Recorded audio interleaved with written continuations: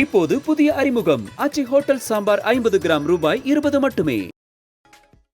தேசிய கல்விக் கொள்கையை ஏற்காததால் தமிழ்நாட்டிற்கு ஏற்படும் இழப்பு 5000 கோடி ரூபாய் என்று மத்திய கல்வித்துறை அமைச்சர் தர்மேந்திர பிரதான் தெரிவித்துள்ளார்.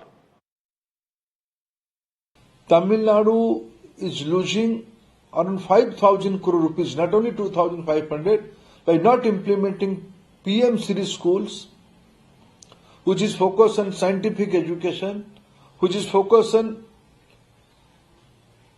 teaching method in Tamil language, because NEP is giving emphasis to teaching in mother tongue up to class 8. As I again re-emphasizing, we are not going to, NEP is not recommending any language on any students of any state. It is up to the choice of student. மும்மொழி கொள்கையை வலியுறுத்திவிட்டு மத்திய அமைச்சர் தர்மேந்திர பிரதான் இலகுவான தொனியில் கடிதம் எழுதியிருப்பது தூண்டிலில் மீன் சிக்காதா என காத்திருப்பது போல் இருப்பதாக பள்ளிக் கல்வித்துறை அமைச்சர் அன்பில் மகேஷ் விமர்சித்துள்ளார். இதுகுறித்து அவர் பேசியவற்றை பேச்சு பேட்டி கருத்தில் பார்க்கலாம்.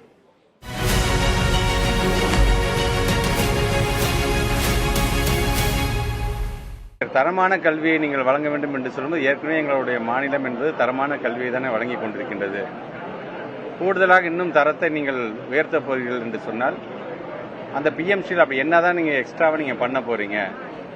எங்களுடைய தமிழக அரசு ஏற்கனவே நம்முடைய மாண்புமிகு தமிழ்நாட்டு முதலமைச்சர் கொண்டு வந்திருக்கின்ற திட்டத்தை காட்டிலும் அது உயர்ந்த திட்டமா என்று அதை கலந்து ஆலோசிக்கும் போது தான் தெரிகிறது. அதில் நீங்கள் NEP 2020 புதிய கல்விக் கொள்கை இதை நீங்கள் இந்த பிஎம்சி ஸ்கூல் மூலமாக கொண்டு வருவதை நாங்கள் தெரிந்து கொண்டோம்.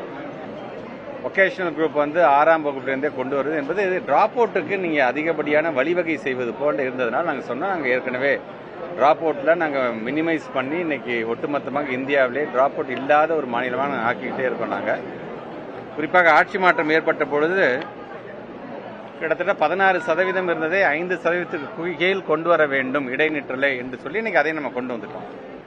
இன்றைக்கு நம்முடைய மாண்புமிகு ஒன்றியத்தினுடைய கல்வி அமைச்சர் அதற்கென்று ஒரு தனியாக ஒரு கடிதத்தை எழுதியிருக்கிறார். அந்த கடிதத்தில் அவர் முழுமையாக பார்த்தீங்கன்னா தமிழ்நாட்டினுடைய தமிழை பற்றிய மிகப்பெரிய பெருமையை நாங்களும் முன்னெடுத்துக் கொண்டிருக்கின்றோம், ஒன்றியத்தினுடைய பிரதமரும் அதை முன்னெடுத்துக் கொண்டிருக்கின்றார் என்று ஒரு பல்வேறு செய்திகள்லாம் சொல்லிட்டு கடைசியில் அவர் என்ன சொல்றாருன்னா, நீங்க இதில் ஒத்துக்கிட்டு நீங்க இதில் கையெழுத்து போடுங்க, இது நல்ல ஒரு சமுதாயத்தை, இது இளைய சமுதாயத்தை மனதில் வைத்து தான் இதை நாங்கள் ஃப்ரேம் பண்ணியிருக்கோம் அப்படின்னு அவர் சொல்லிக்கிறார். இளைய சமுதாயத்தை மனசில் வச்சு நீங்கள் உள்ளபடியே நீங்கள் இது மாதிரியான செய்தியை செய்ய வேண்டும் என்று சொன்னால் அதற்கென்று நீங்கள் தனியாக கண்டிஷன்ஸ் போடக்கூடாது. இதை நீங்கள் ஒத்துக்கிட்டு நீங்கள் கையெழுத்து போட்டு அப்புறம் பார்த்துக்கலாம், ஒன்றும் பிரச்சனை இல்லை, உட்காந்து பேசிக்கலாங்கிற மாதிரியான ஒரு வார்த்தையை அதில் சொல்லும் பொழுது அப்போ நாங்கள் சொல்கிறத நீங்கள் கேளுங்க. நாங்கள் இது வரைக்கும் ஏதாச்சும் ப்ரூவ் பண்ணாமல் இருக்கிறோமா?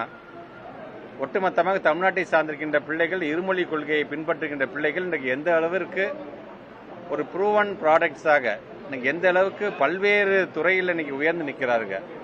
நீங்கள் டாப் லிஸ்ட்டில் எடுத்துட்டீங்கன்னா அது மருத்துவராக இருந்தாலும் சரி, இன்ஜினியராக இருந்தாலும் சரி, அல்லது டெக்னாலஜி ரிலேட்டடாக இருந்தாலும் சரி, அல்லது இன்ஃபர்மேஷன் டெக்னாலஜியாக இருந்தாலும் சரி, ISROவில் இருக்கக்கூடிய உயர் இடத்தில் இருக்கிற எல்லாமே பார்த்தீங்கன்னா அரசு பள்ளியில் படித்த இருமொழி கொள்கையை பின்பற்றியவர்கள் தான் இருக்கிறாங்க.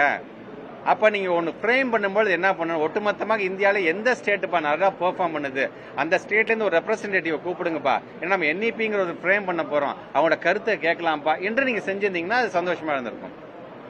ஆனா எதையுமே செய்யாமல் நீங்களாவே ஒரு திட்டத்தை நீங்க வரைவு செஞ்சு இப்ப போட்டுட்டு நீங்க மிகப்பெரிய கண்டனத்தை தெரிவிச்சோன்னா, இல்ல நாங்க இப்படி சொல்லல, நாங்க அப்படி சொல்லல என்று திருப்பியும் அதுல நீங்க அப்படியே ஒரு இலகுவா அப்படி இறங்கி வர மாதிரி லெட்டர் எழுதுறது எப்படி இருக்கு என்று சொன்னால், தூண்டில போட்டுட்டு அந்த மீன் ஏதாச்சும் சிக்காதா அப்படிங்கிற மாதிரியாக தான் இருக்கின்றது உங்களுடைய கடிதம்.